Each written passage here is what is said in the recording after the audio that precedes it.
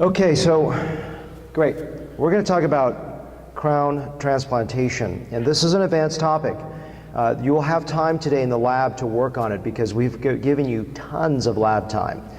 I want to first talk about how do you explain something that you can't see, because it's something that people usually don't even know they're losing hair until a photograph shows up or something happens like that.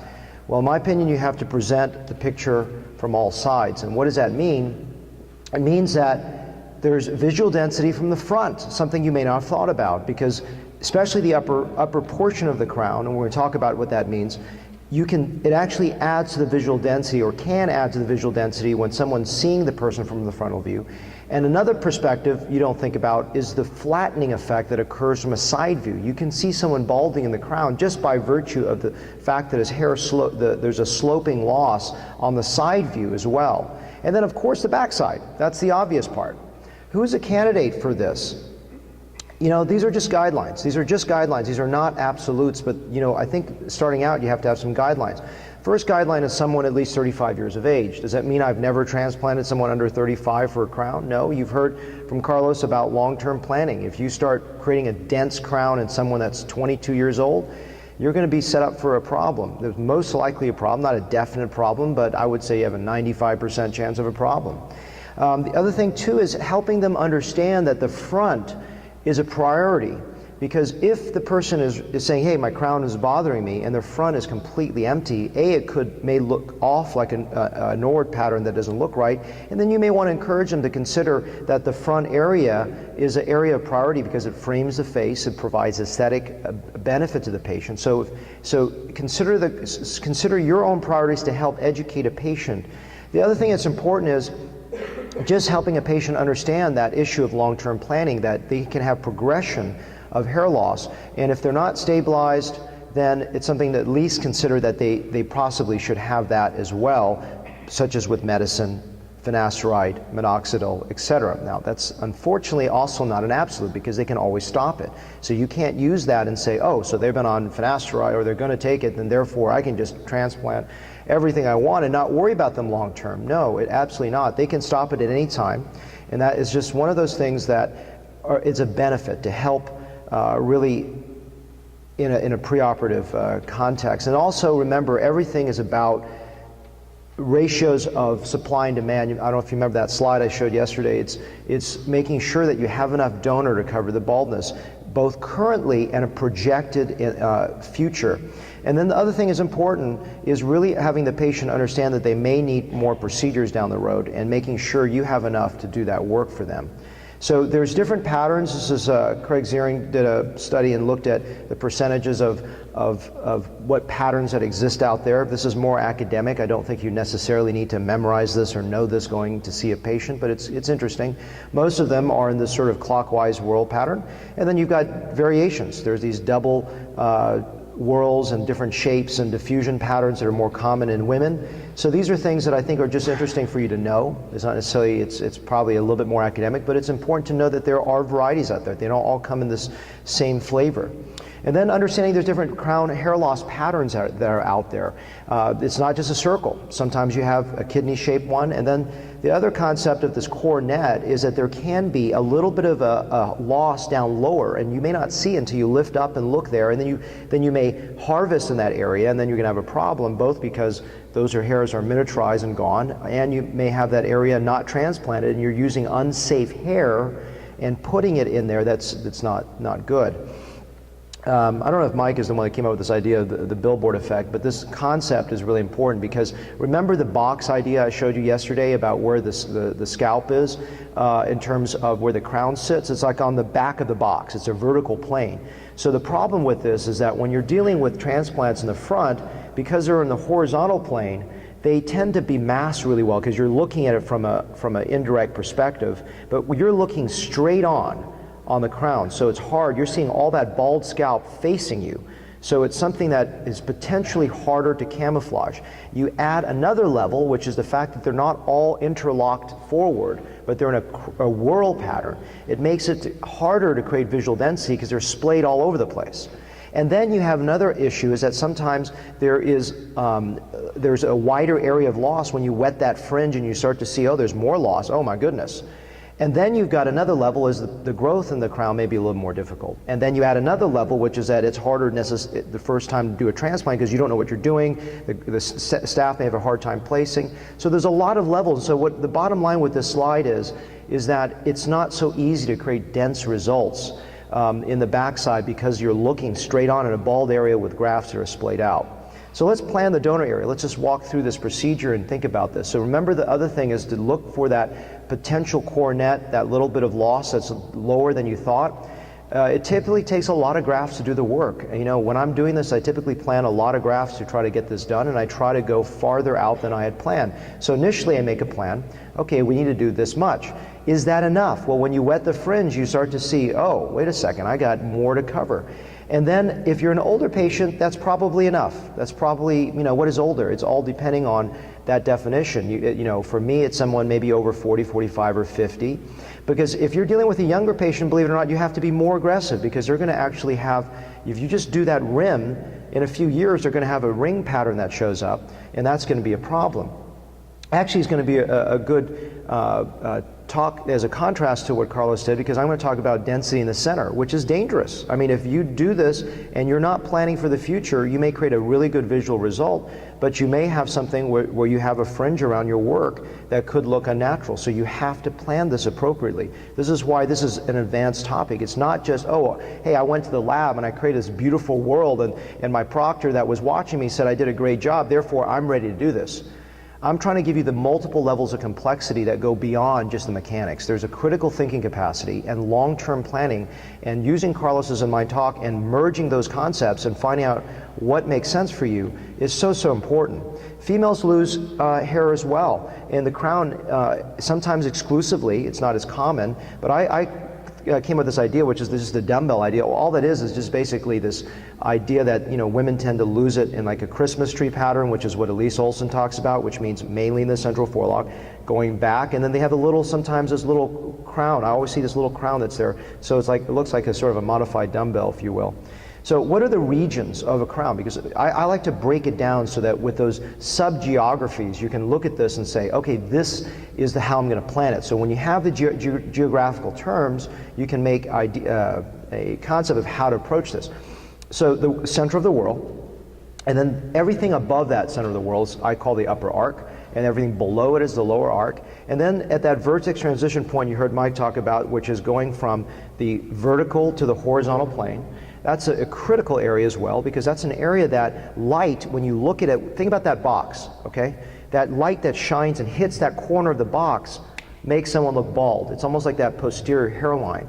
So you want to think about hitting critical areas to maximize coverage of bald areas, and when light strikes that vertex transition point, it makes someone look balder, okay? And also that upper arc is what is potentially covering the going up and creating visual density from the front view when someone's looking at the person. So I want to talk about transitions, which means nothing should be abrupt. When this is, do you see how from the periphery of the world, periphery of the crown, everything transitions naturally. There's no abrupt transitions. You heard in that talk I gave yesterday on how hair grows. And then this is the center of the world. So between the center of the world into the green lines, it should be a natural transition. There shouldn't be anything abrupt, as you're seeing in the pink. And this little blue arc shows that even from that little break point when it goes out, it's not just, it's truly a gentle arc. And everything I do, I try to create an arc. So let's talk about some creative thinking. Part of the joy I have in hair restoration is the creativity that's involved. So what is creativity? Don't you just stick little holes in the head? No, it's about designing, and I love being a designer. It's what makes me get up in the morning and be excited, and I'm actually very, very passionate about hair. So if someone is completely bald and you've got a blank landscape and you can do what you want, I prefer to do a clockwise whirl left on the left side. Why is that? A few reasons. First is the fact that if you look at this, two yellow arrows, what they signify is where the hair part and the comb direction is. So if the whirl goes this way and they're right-handed combing this way, okay, then the hair will come up and create that visual density through the hair part. and also follow the natural direction of the rest of the hairs going forward. So when I look at where that hair part is, because remember, we're not just designing for the back, we're designing for the side and the front views. And when you start to think in this multi-dimensional creative way, you start to think about how could hair be more effectively leveraged for the entire scalp. Then I like to break it down into density priorities, right? Because you don't just stick hair evenly throughout the whole area. You want to create maximal aesthetic benefit, because every hair you put down should be leveraged for optimal aesthetic benefit. So the 1, 2, 3, 4, 5, 6 is how I start to strategize. Why is 1 and 2 important? Because that is going to be what's the concept, the cascade effect, which means if I put a hair here and it travels and it will cover this distance, this hair will travel and cover this distance. When I have an arc of 1 and 2, it's going to go up and cover create hair part density, cover the density maybe from the frontal view, arc down and cover some of the lower arc as well, and cover all the way across the other side of the head, right? If I'm starting on the patient's left, and it's going to give you that travel distance. Compare that to number 6. It's going straight down, it's not covering much distance, it's not giving me, there's not giving me any upper improvement, nor is it going to cover over to the other side. So these are just conceptual elements that you can take with you as sort of your armamentarium to look at how to design everything on the head, right? If the guy is balder and he parts to the right, maybe you're going to use that to cover more distance. So these are just conceptual elements. These are not absolutes. And so when I'm putting hairs, there are very few forehair grafts, but generally speaking, the greater the density, the thicker the hairs, I'm using whatever I can to create greater density in the upper arc and little lower density on the lower arc, because it doesn't create as much visual impact. In the very center of the whorl, I'm using finer grafts to make sure that area looks natural. And these are just a number of follicular, like for example, a 3-hair follicular unit graft, 4-hair, 2 to 3. And this is all in the book I wrote, the first volume. And then just using needles, I use all different types. I now use more chisel type instruments, but it doesn't matter. I mean, you can make sites with almost anything. So these are just showing you some patterns designed. So this is a counterclockwise, right-sided whorl. Okay, so why did I do that? This is the way I was seeing this would work best for this person. Okay, and this is the opposite. This is a clockwise, left-sided whorl. But if you look, everything is just flowing and transitioning well.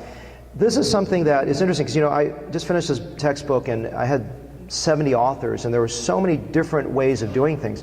One person will say A, the person said B. I said, that was great. And another colleague of mine who wrote a chapter in the book said, hey, make the crown area really low angles. Well, I disagree. I don't think it's a wrong thing that he's doing, and I'm doing a right thing. It just means, let me give you my rationale. I believe that there's a transitional phase from the side view that goes from low up to high, back down to low. And why is that important? A few reasons. When you're doing it with a crown, remember the side view, you're losing the round arc. And if you make them low, you're not going to restore that. Does that make sense? If the higher the angle on the crown, the more that you're going to create this lift. And that besides that lift, because everything is in a whorl pattern, the recipient sites compete for space. And so when you lift the angle up, you're able to create a tighter pattern. And so these are conceptual things that work for me. They may not work for you, and you're going to hear all different types of ways of doing things. So I believe that I can create a rounder profile. I believe I can create a greater visual density because everything is arcing up and then down, falling back down on itself. And I believe I can create a tighter placement. So this is just showing a schematic with a foam model to have you understand how I angle the crown differently from the rest of the areas. But it's important when you start going that lower arc, you start going down. So let's do a case study. There's a gentleman that's bald, but in my opinion, he's got a few whisper hairs here that I want to follow. So I'm following the natural whorl that he had when he had in the past. You could argue that he's so bald in this area that you could just do whatever you want. I wanted to follow what he had. I could, and leverage that. So I first made some sites. These are 2 hair grafts in the center of the whorl, and then 3 hairs around it. And why did I make more 3s on the left? Because 3s are my strong hairs, and they arc up to cover the cascade up to the posterior mid-scalp and down to the lower arc. So I want to create more going out to the patient's left because I can leverage that cascade effect of the stronger grafts. And then this is just showing the completion, more of the completion of the work. The blues are multi-unit grafts.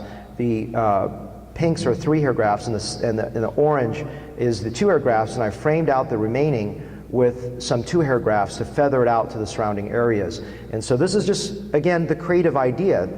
I love to teach that this is not absolute, but this is teaching you that, hey, I can be creative in hair. I can use these grafts like paintbrushes and to create results that are good. Now, this is in the old days when I actually did this on paper. Now I do it electronically on a EMR, and I design this so you have a blueprint of your work that you can now transmit for when you come back and see the patient. You go, you know, I didn't do a good job there. This did well. Oh, this is great. I can repeat this. You have a blueprint of how you did it. Plus, with this design work, my staff looks at it and they know exactly where my grafts are, so they can place into it. So it's a plan for them. They go back and look at this, and I go over this plan after I've made my recipient sites.